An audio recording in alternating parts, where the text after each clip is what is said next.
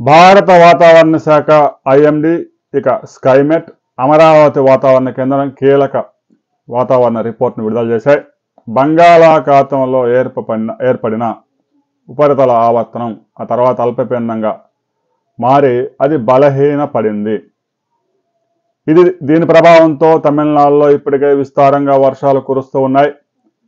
ఇక ఈరోజు రేపు ఆంధ్రప్రదేశ్లోని ప్రకాశం, నెల్లూరు, చిత్తూరు జిల్లాల్లో ఒక మోస్తరు నుంచి భారీ వర్షాలు నమోదయ్యే అవకాశం ఉంది. రాయలసీమలో అక్కడక్కడ వర్షాలు పడే అవకాశం ఉంది. ఇక బాపట్ల జిల్లా, కృష్ణా జిల్లాలో కూడా ఒక మోస్తరు వర్షాలు జల్లులు కురిసే అవకాశం ఉంది ఈ అల్పపీడన ప్రభావంతో. ఇక ఆంధ్రప్రదేశ్లోని మిగతా ప్రాంతాలు పొడి వాతావరణం నెలకొంటుంది. చలి తీవ్రత క్రమంగా పెరుగుతూ ఉంది. తెలంగాణలో మొత్తం పొడి వాతావరణం ఉంది. చలి ఒక్కసారిగా చలి తీవ్రత పెరిగింది. పగటి ఉష్ణోగ్రతలు కూడా తగ్గాయి.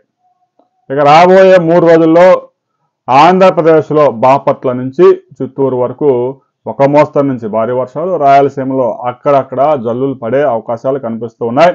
గడిచిన 24 గంటల్లో 12 నుంచి 13 మిల్లీమీటర్ల వర్షపాతం ఆంధ్రప్రదేశ్లో కొన్ని ప్రాంతాల్లో నమోదైంది. మీ ప్రాంతంలో ఎంత వర్షపాతం నమోదైంది అనే విషయాన్ని కామెంట్ చేయండి. వీడియో నచ్చితే లైక్ చేయండి, షేర్ చేయండి, సబ్స్క్రైబ్ చేసుకోండి.